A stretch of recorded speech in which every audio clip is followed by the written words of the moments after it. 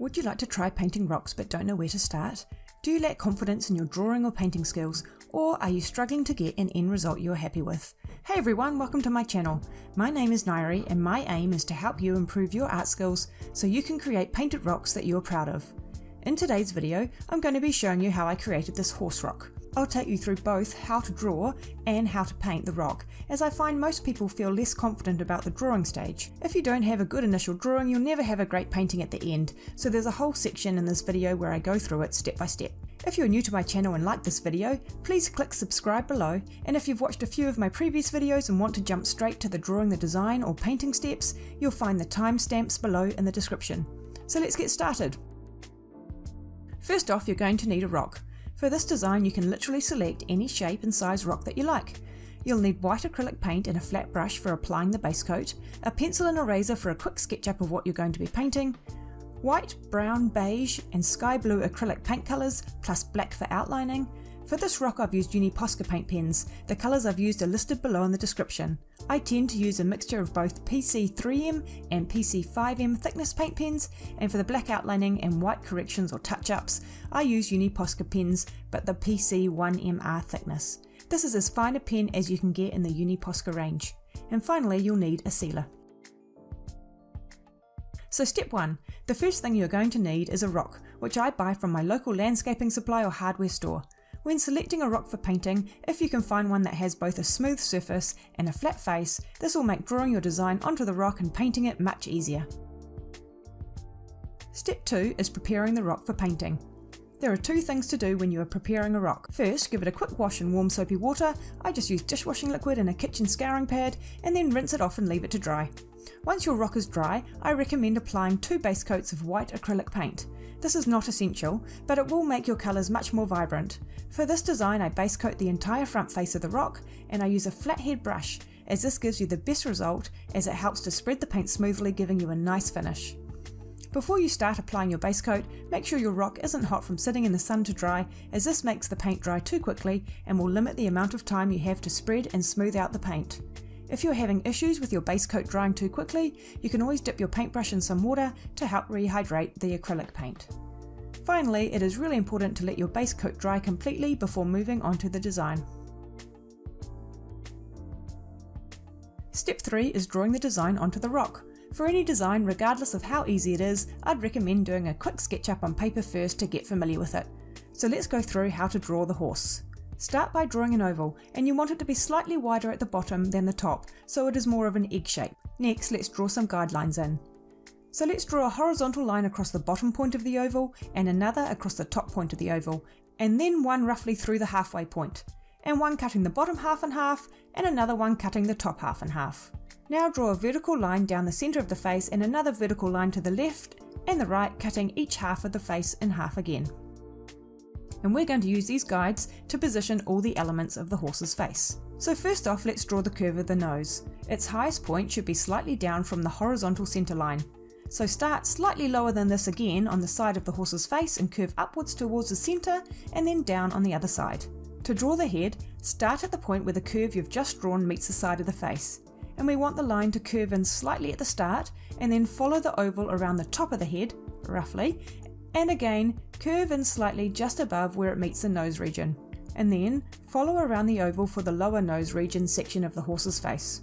Then we want to put the 2 nostrils on, so find the point where the 2 guidelines cross 1/4 of the way up and 1/4 of the way in. But it's not where you want to draw them, it's just slightly higher on that same vertical line, and again on the other side, positioned on the vertical line just slightly higher than the horizontal guideline.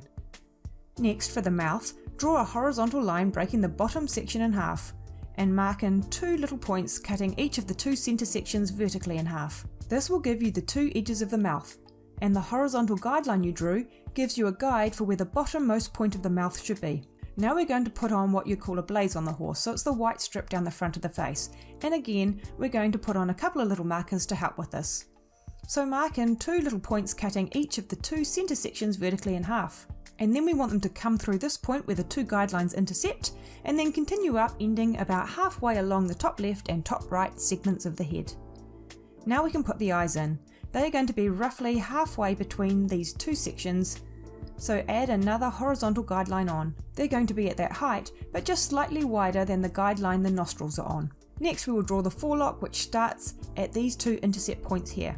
Add a small curve at the bottom on the rightmost guideline for one side of the neck. For the ears, start them at the top left vertical guideline and curve up and out to the left and up again. Give them a slightly rounded top, and then they should go down and curve to the right. Then for the inner ear, it pretty much follows the same curve as the outer ear shape, except for the first half of the upwards section where the curve is in the opposite direction to the outer ear, so like a mirror image. And then repeat these steps on the other side. Now the horse's neck starts from the top of the head, and at the point about 1/4 of the way down the face you will start to see it, and it just swoops down on a slight angle to the left. Finally, just do some curved lines down the neck to draw the mane on. And you've got a horse! Now you can draw the design on paper, repeat these same steps onto your rock.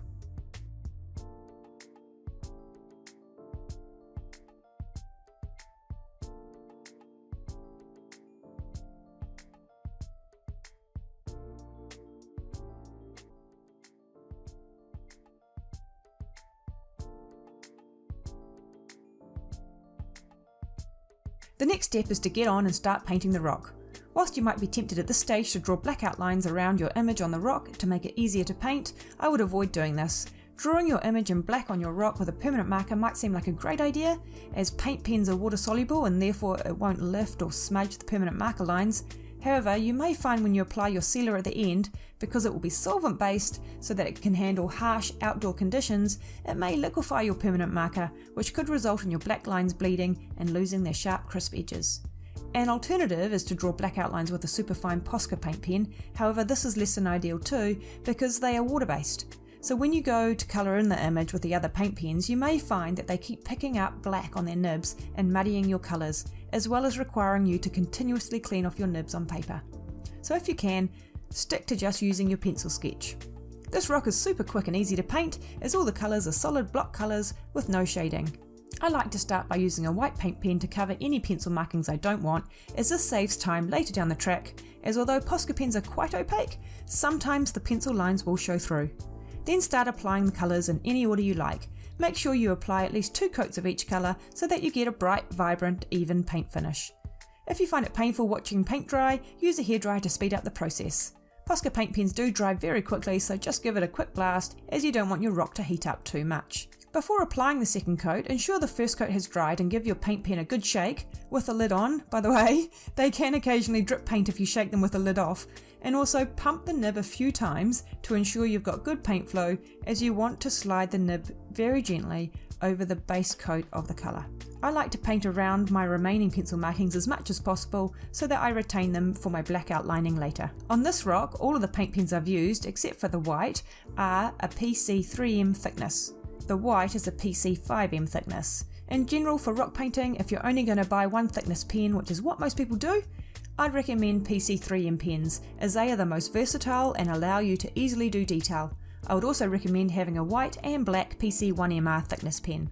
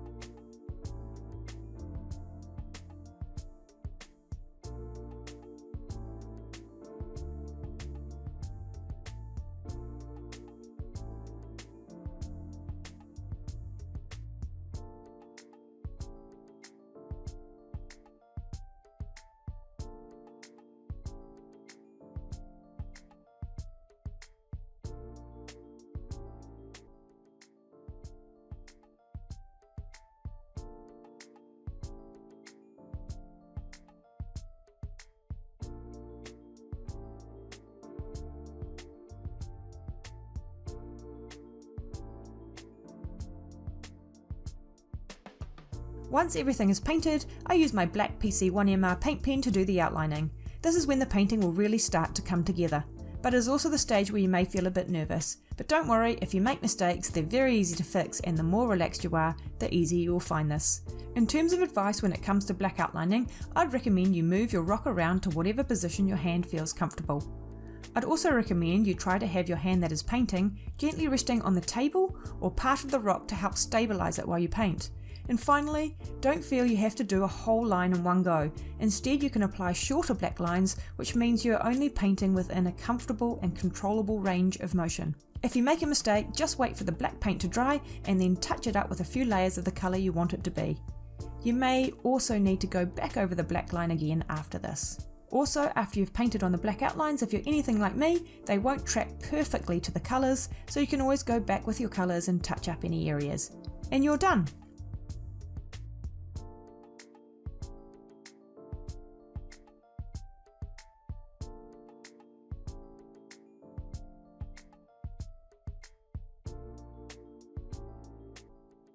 The final step is to seal your rock. Before you put your rock outside in the elements, or inside for that matter, you want to make sure your paint is protected by applying a sealer.